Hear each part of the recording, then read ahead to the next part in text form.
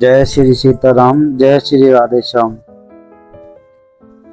कल हमने पढ़ा था यहाँ तक, शिव जी के गणों ने जब मुनि को मोह रहित और मन में बहुत प्रसन्न होकर मार्ग में जाते हुए देखा, तब वे अत्यंत भयभीत होकर नारद जी के पास आए और उनके चरण पकड़कर दीन वचन बोले।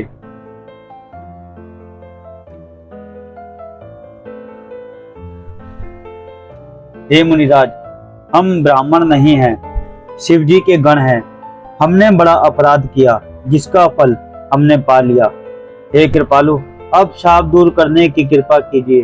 दीनों पर दया करने वाले नारद जी ने कहा, तुम दोनों जाकर राक्षस हो, तुम्हें महान ऐश्वर्य, तेज और बल की प्राप्ति हो। तुम अपनी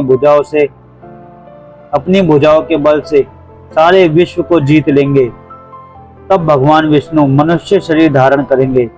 युद्ध में श्री हरि के हाथ से तुम्हारी मृत्यु होगी, जिससे तुम मुक्त हो जाओगे और फिर संसार में जन्म नहीं लोगे। वे दोनों मुनि के चरणों में सिर नवाकर चले और समय पाकर राक्षस हुए। देवताओं को प्रसन्न करने वाले, सज्जनों को सुख देने वाले और पृथ्वी का भार हरण करने वाले भगवान ने एक कल्प में इसी कारण मनुष्य का अवतार लिया था। इस प्रकार भगवान के अनेकों सुंदर, सुखदायक और अलौकिक जन्म और कर्म है। प्रत्येक कल्प में जब जब भगवान अवतार लेते हैं और नाना प्रकार की सुंदर लीलाएं करते हैं, तब तब मुनीश्वरों ने परम पवित्र काव्य रचना करके उनकी कथाओं का गान किया है और भांति भांति के अनुपम प्रसंगों का वर्णन किया है, जिनको सुनकर समझदार लोग आश्चर्य नहीं करते। आश्चर्य लिखा हुआ है।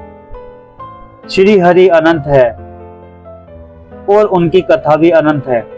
सब संत लोग उसे बहुत प्रकार से कहते सुनते हैं। श्री रामचंद्र जी के सुंदर चरित्र करोड़ कल्पों में भी गाए नहीं जा सकते।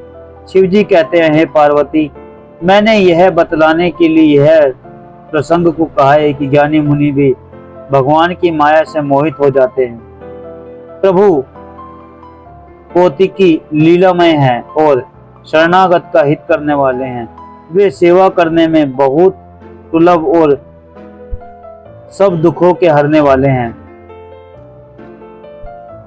देवता, मनुष्य और मुनियों में ऐसा कोई नहीं है जिसे भगवान की महान बलवती माया मोहित ना कर दे।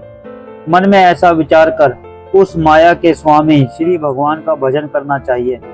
हे गिरिजा कुमारी, हे गिरिराज कुमारी, अब भगवान के अवतार का वह दूसरा कारण सुनो। मैं उसकी विचित्र कथा विस्तार से कहता हूँ, जिस कारण से जन्म रहित, निर्गुण और रूप रहित अव्यक्त सच्चिदानंद घन ब्रह्मा अयोध्यापुरी के राजा हुए।